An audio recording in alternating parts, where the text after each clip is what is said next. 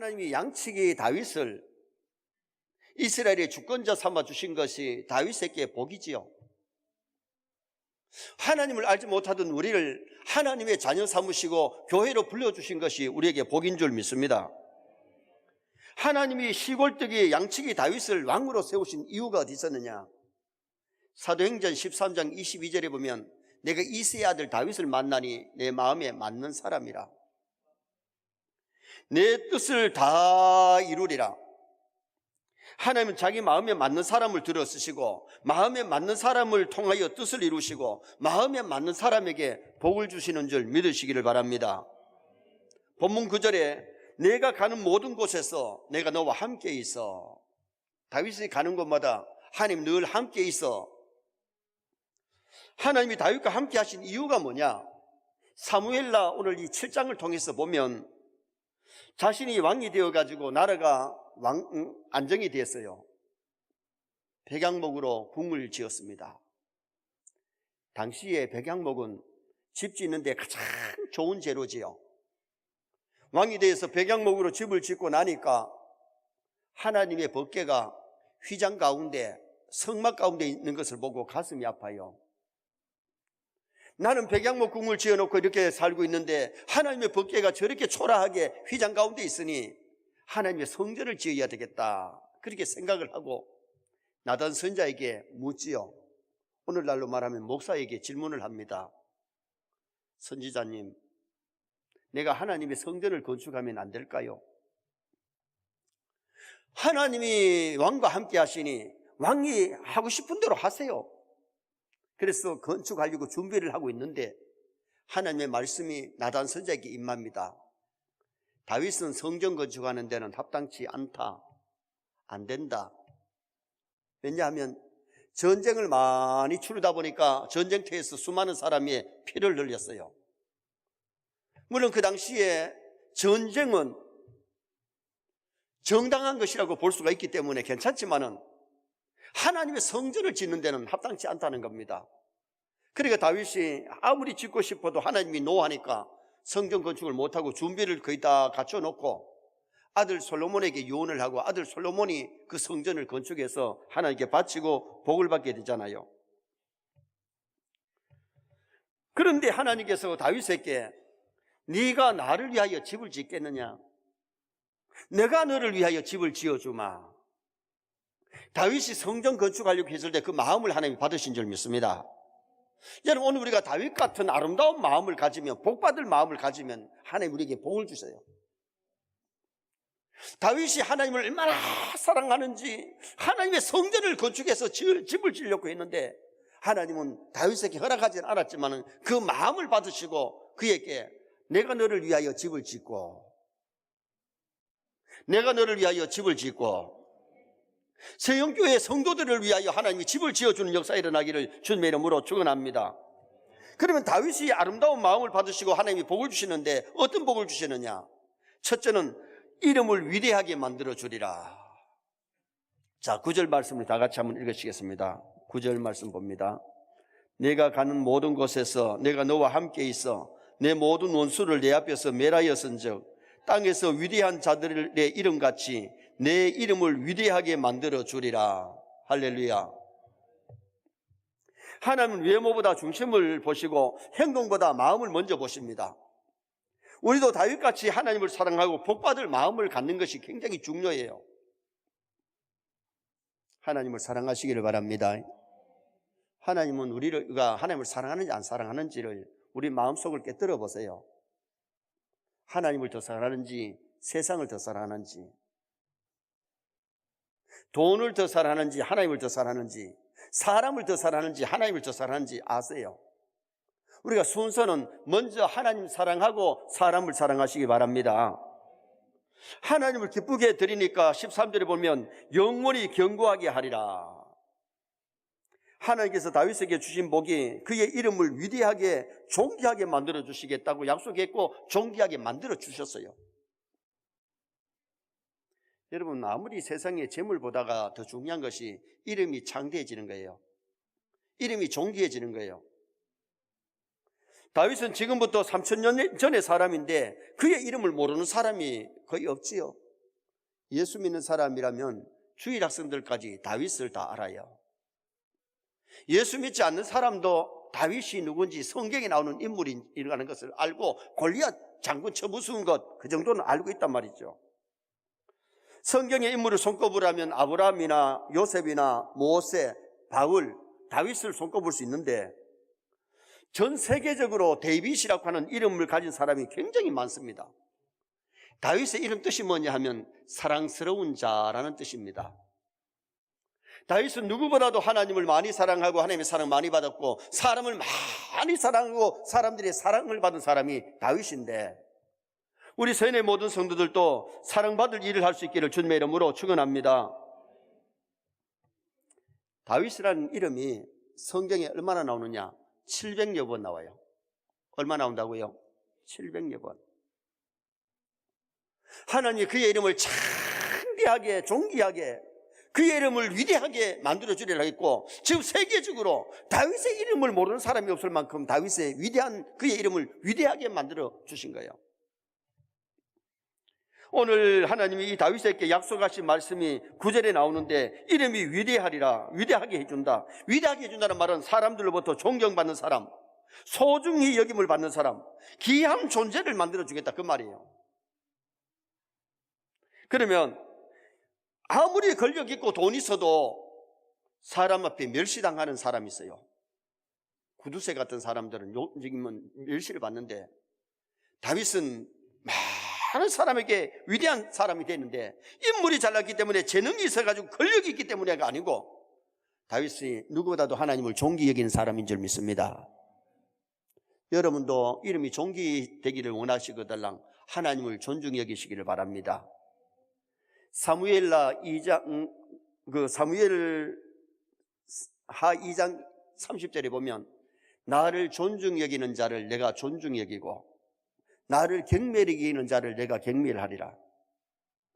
다윗이 누구보다도 하나님을 존귀히 여겼기 때문에 하나님이 다윗을 존귀히 여겨주는, 누구보다도 하나님을 사랑했기 때문에 하나님의 사랑을 받게 되고 하나님의 이름을 존귀히 여겼기 때문에 하나님이 그의 이름을 존귀하게 만들어 주신 거지요. 하나님을 존중히 여기는 사람은 주일을 내 마음대로 안 써요. 하나님의 날이기 때문에 하나님의 날에는 하나님께 예배하고 하나님의 일하는 날로 헌신하게 되죠. 다윗은 어릴 때부터 하나님의 집을 가까이 했고 하나님을 누구보다 가까이 했던 사람, 하나님을 존중히 여겼어요. 그리고 하나님을 존중히 여기는 사람은 하나님의 말씀을 무시하지 않아요. 하나님의 말씀을 귀하게 여기고 아무리 하고 싶어도 하나님 하지 말라니까 하지 않잖아요. 하나님 하라면 철저하게 말씀에 순종했잖아요. 하나님을 존중히 여기는 사람은 하나님의 나를 귀히 여기고 하나님의 말씀을 귀히 여기고 하나님을 존중히 여기는 사람은 하나님의 집을 가까이 할 줄 믿습니다. 그래서 성전을 지으려고 그렇게 노력했던 사람이 다윗이에요. 하나님의 존중히 여기는 사람은 하나님의 사람들을 귀하게 여깁니다. 다윗의 일생 동안에 사무엘 선지자, 나단 선지자, 선지자들의 말씀을 잘 받고 지도를 잘 받았기 때문에 그들이 위대한 인물이 되고 다윗이 존귀한 사람이 될 수 있었어요. 다윗이 이렇게 복을 받게 된 것은 먼저 하나님이 그의 이름을 존귀하게, 그의 이름을 위대하게 해주리라, 위대하게 됐습니다. 성교회 성도들에게도 이런 위대가 있기를 축원합니다. 정말 이름이 교회에서 사회에서 창대해지는 것, 존귀하게 되는 것. 두 번째로 하나님이 다윗에게 주신 복이 평안의 복을 약속했고 평안의 복을 주셨어요. 자, 11절 말씀도 다 같이 한번 읽으시겠습니다. 11절 말씀. 전에 내가 사사에게 명령하여 내 백성 이스라엘을 다스리던 때와 같이 아니하게 하고 너를 모든 원수에게서 벗어나 편히 쉬게 하리라. 여호와가 또 내게 이르노니 여호와가 너를 위하여 집을 짓고. 원수에게서 벗어나 편히 쉬게 하리라. 하나님을 얼마나 사랑하고 사랑받으니까 원수에게서 벗어나게 되고 원수가 없어지고 그리고는 편히 쉬게 되는 복을 받았어요. 사사시대에는 이스라엘에 평안이 없었습니다. 늘 외세의 침입을 받아서 불안한 삶을 살았지요. 다윗도 한때는 사울을 피해가지고 망명생활을 했습니다.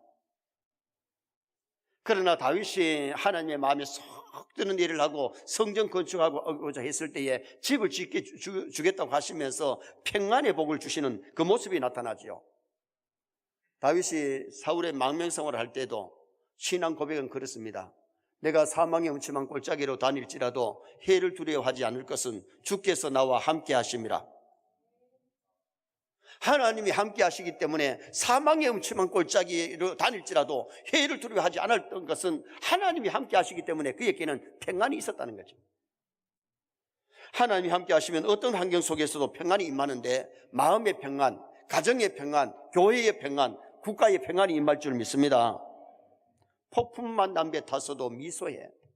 폭풍 만난 배를 타도 미소 짓고 평안할 수 있다는 거죠.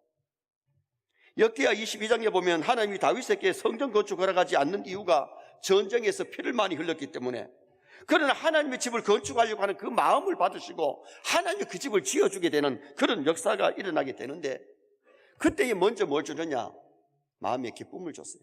평안을 주셨어요. 여러분, 하나님 기쁘게 하면 하나님 우리에게 평안을 주실 줄 믿습니다. 기쁨을 주십니다. 하나님의 마음을 괴롭히면 그만큼 심령이 괴로움을 당합니다. 여러분, 그래서 우리는 하나님을 가까이 하고 하나님을 기쁘게 해드리고 하나님 좋아하는 일 좀 많이 하시기를 주님의 이름으로 축원합니다. 그러면 우리의 마음이 기쁘고 우리의 가정이 평안하고 하나님의 돌보심의 역사가 일어나지요. 다윗이 그렇게 된 이유가 뭐예요? 다윗은 일평생 찬송의 사람, 기도의 사람, 말씀의 사람, 하나님을 잘 섬긴 사람입니다. 그렇기 때문에 하나님께서 그 마음의 평안을 주셨고 그 가정에 평안을 주시고 그 국가에 평안을 주셨던 것을 우리는 성경을 통해서 보게 되지요.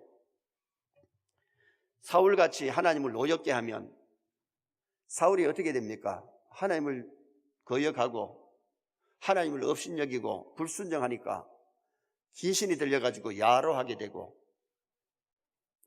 블레셋 전쟁에 나가서 세 아들과 함께 전사하는, 마지막에 그렇게 비참하게 세상을 떠나는 사울 왕을 보잖아요. 처음에는 하나님을 기쁘게 했고 순종했던 사람이 나중에 거만하고 월권하고 그러다가 하나님 앞에 버림당했던 사울을 봅니다. 그러나 우리가 하나님을 기쁘게 하면 하나님 우리를 기쁘게 해주시는데, 정말 우리를 높이 들어서 다윗이 하나님의 마음에 드니까 목동 다윗을 들어가지고 이스라엘의 왕으로 삼으셨잖아요.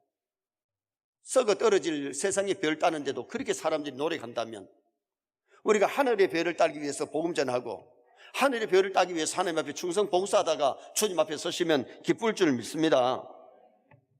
가룟유다 마음에는 주님을 사랑함이 없습니다. 주님보다가 돈을 더 사랑합니다. 예수님께 와서 입을 맞추면서도 라우니 안녕하십니까 하지만은 겉으로는 사랑하는 척하지만은 속에는 돈을 더 사랑하고 예수님을 사랑하는 것이 아니었기 때문에 예수님을 팔아먹어요. 팔아먹고 나서 그의 마음이 기뻤습니까? 죄를 짓고 마음에 기쁨이 없지요. 그래서 그 가룟유다의 고백이 뭐였느냐? 내가 무지한 피를 팔고 죄를 범하였도다. 내가 무지한 피를 팔고 죄를 범하였도다. 심령이 너무 괴로워가지고 돈을 성전마당에 뿌려놓고 뽕나무 열어가서 목을 매가서 죽었는데, 그냥 죽은 게 아니에요. 목만 매고 끝난 게 아니에요. 나무 가지에 배가 찔려가지고 배가 터졌는데 창자가 다 흘러나왔어요. 가룟유다가 예수님 팔을 먹고 잘 뗀 게 아니고 배가 터져가지고 꼰두박질 하다가 목이 매가지고 꼰두박질 하면서 배가 터져가지고 창자가 다 흘려나오면서 그렇게 비참하게 세상을 떠났어요. 여러분, 우리의 짧은 인생을 살면서 창조주 하나님을 가까이 하고 기쁘게 해드리고 우리의 구세주 예수님을 기쁘게 해드릴 수 있기를 주님의 이름으로 축원합니다. 참으로 하나님을 사랑하면 다윗같이 기도의 사람, 일평생 기도의 사람, 다윗처럼 찬송의 사람, 다윗처럼 말씀에 순종하는 그런 인물이 될 수 있고, 다윗같이 그렇게 살면 하나님 우리의 마음의 평안과 가정의 평안을 주시고, 직장에도 평안을 주시고, 교회에도 평안을 주시고.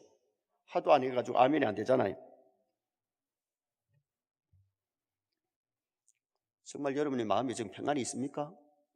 기쁩니까? 지금 여러분이 지금 현재 승승장구하고 있습니까? 아니면 사울처럼 지금 현재 내리막길을 걸어가고 있지는 않습니까? 내 신앙이 전성기라면 내 인생의 삶도 하나님이 전성기로 만들어 주실 줄 믿습니다. 하나님이 다윗에게 주신 복이 이름을 창대하게, 이름을 위대하게 만들어 주셨고, 두 번째는 평안의 복을 주시겠다고 평안의 복을 주셨단 말이에요. 마지막 세 번째는 자손들이 잘 되는 복을 주셨어요. 뭐가 잘 되는 복? 아니, 진짜 모릅니까? 뭐가 잘 되는 복? 자손이 잘 되는 복. 그러면 자기는 안 되느냐 이거요. 시골 목동이 스타가 되고 장군이 되고 이스라엘 왕이 돼가지고 나라가 40년 동안 부강해지고 태평해지고 평안을 누렸었는데, 그건 자기만 잘 된 것이 아니라 자손들까지 잘 되는 복 주셨답니다. 자, 12절 13절 말씀 우리 다 같이 또 한번 읽어보시겠습니다. 12절 13절. 내 수완이 차서 내 조상들과 함께 누울 때에 내가 내 몸에서 날 내 씨를 내 뒤에 세워 그의 나라를 견고하게 하리라. 내 씨를 견고하게 하리라. 여러분, 남쪽 유다 나라가 멸망할 때까지 다윗의 후손들이 왕이 줄을 이은 줄 믿습니다. 여러분, 하나님의 약속은 소금 언약입니다. 사람은 약속해놓고 약속을 펑크내고 못 지키는 사람이 있지만은, 하나님은 약속하시면 약속이 소금 언약이기 때문에 변하지 않아요. 반드시 이루어지는 거예요. 어떤 사람은 당대에는 복을 받았지만은 자식 때에 가서 다 무너지고 망해버리는 사람이 있고, 어떤 사람은 2대 3대까지 가서 무너지는 사람이 있는데, 부자 3대 못 간다는 말 있잖아요. 사울은 자기 당대에는 왕이 되고 복을 누렸지만 말전에는 하나님을 거역하고 불순종하고 월간하다가 세 아들과 함께 전쟁터에서 마지막을 고했다니까요. 어떤 가정은 부모가 뼈아프게 고생하며 번 재산, 유산을 물려줬더니 공짜로 얻은 재물이기 때문에 흥청망청 써가지고 다 없어져 버리는. 그리고 어떤 사람은 재산을 많이 물려주니까 형제간에 아버지 엄마 세상 떠나고 나니까 태판으로 싸우고 그것 때문에 법정에까지 가고 형제 사이가 좋지 못하는 그런 가정도 있습니다. 여러분, 우리가 중요한 것은 정말 건세는 못 물려줘도, 물질은 못 물려줘도 신앙의 유산 물려줄 수 있기를 주님의 이름으로 축원합니다. 신앙만 있으면 어디 가든지 자식인 대로 허랑방탕하지 아니하고 열심히 일해서 승리할 수 있고 먹고 살 수 있어요. 다윗이 못 지은 성전 솔로몬이 가서 건축하고 내 후손이 견고해지는데 자녀들이 잘 되는 그런 복을 다윗이 받게 돼요. 13절 말씀에 하나님의 집을 건축하고 나서 믿음으로 살았더니 그의 나라가 영원히 견고하리라. 다윗의 후손들이 견고해진다는 말씀도 있지만 또 하나의 메시지는 뭐냐? 다윗의 가문에서 메시아가 오는데 그 메시아를 통해서 그 나라는 영원히 견고한 나라, 망하지 않는 나라, 우리에게 주실 것을 예언하는 말씀입니다. 여러분, 정말 하나님 잘 공경하면, 신앙의 유산 물려주면 자녀손 잘 될 줄 믿습니다. 그런데 문제가 뭐냐? 자식들이 부모의 신앙만큼도 안 되고 반도 안 되는 가정들이 많아요. 신앙의 유산을 제대로 못 물려준 거예요. 자녀들이 교회를 제대로 못 다니고 교회 직분도 못 받고 믿음으로 못 살면 어떻게 해서 신앙의 유산을 물려줬다고 할 수 있겠어요? 믿음이 없으면 결국은 믿음 팔아먹으면 물질도 팔아먹는 것이고 내리막길을 걷게 되는 거죠. 사울의 가정이 되는 거죠. 요나단 에드웨즈라고 하는 미국의 초창기에 유명한 철학자요, 신학자요, 목회자요, 미국의 대각성 운동의 선구자입니다. 그는 신앙이 독실한 처녀와 결혼해서 자녀를 낳았는데 그 후에 729명을 조사해 보았더니 300명의 목사, 65명의 대학 교수, 13명의 대학교 총장, 60명의 저술가, 3명의 국회의원, 1명의 부통령이 나왔습니다. 배출됐죠. 그런데 에드웨드 가까이에 사는 막스 죽스라고 하는 불신자가 있었는데 그 분은 자기와 비슷한 처녀와 결혼을 해서 후손이 1026명이었는데 그 후손을 조사해 보았더니 300명은 일찍이 죽었고 100명이 평균 13년의 감옥 생활을 했고 200명이 공창, 다시 말하면 창녀, 100명이 알코올 중독자가 나왔고 불신앙적으로 살았기 때문에 부도덕하게 해서 100만 달러의 국고를 자녀들이 소비를 했다는 거죠. 이 통계는 경건한 가정의 환경과 교육이 자녀에게 얼마나 큰 영향을 미치고 방탕하고 부도간 부모의 삶과 행동이 자녀들에게 나쁜 길로 인도하게 되는 그런 결과를 초래한다는 것을 보여주고 있는 거죠. 순교자 추모 예배 후에 저녁 식사 중에 일제 말기 신사참배를 반대하고 신앙을 지키다가 순교한 주기철 목사님의 막내 아들 주강조 장로가 나와서 간단하게 간증을 한 내용입니다. 주 목사가 순교한 후에 오정모 사모에게 김일성 주석이 주기철 목사는 애국자의 가정이라고 돈 한 보따리 하고 전답 얼마를 하사한 거예요. 교회를 핍박하고 그리스도인들을 괴롭히는 자의 돈과 후의를 받을 수가 없다고 사모님이 막내 아들 주강조에게 갖다 주라고 얘기를 한 겁니다. 주 장로는 그때 나이가 좀 어리니까 어머니가 원망스럽다는 거죠. 먹고 살고 공부를 하려면 돈도 필요하고 전담이 필요한데 그걸 다시 갖다 주라고 하니까 그때에 어머니가 아들을 불러놓고 내가 너희에게 주는 유산이다 하면서 성경 한 구절을 읽어주었는데 그 성경 구절이 시편 37편 25절이었답니다. 내가 어려서부터 늙기까지 의인이 버림을 당하거나 그 자손이 결식함을 보지 못하였도다. 다윗이 쓴 시입니다. 다윗 시대에 의인이 결식하는 법을 본 적이 없고 의인의 자손이 망하는 것도 없었어요. 오늘날도 마찬가지예요. 어머니가 그 구절을 아들에게 읽어주었어요.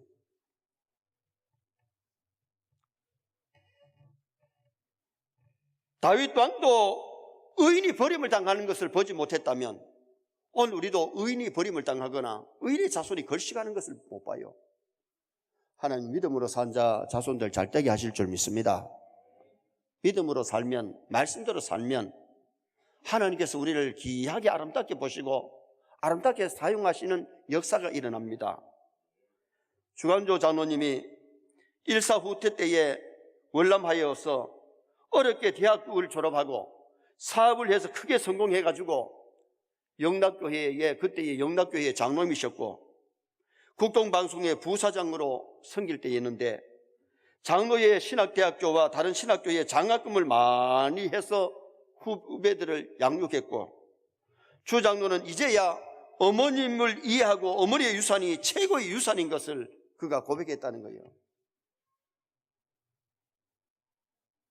김일성 주석이 주는 돈을 갖다 주고 논밭을 받지 않고 반납하려고 할 때는 엄마를 이해를 못했는데 엄마가 읽어주는 그 말씀을 듣고 나서 정말 하나님이 자신에게 얼마나 복을 주셨는지 그제서야 이해가 되더라는 겁니다.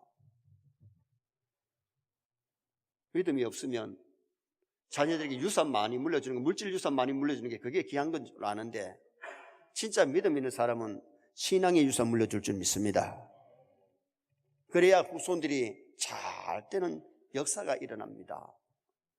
산악교회나 여러분들 자녀를 위해서 기도해 주시고 말씀으로 양육하시고 신앙의 유산을 물려줄 수 있어야 됩니다. 그래서 정말 자녀들이 잘 때는, 자손들이 잘 때는 복을 누려야 돼요.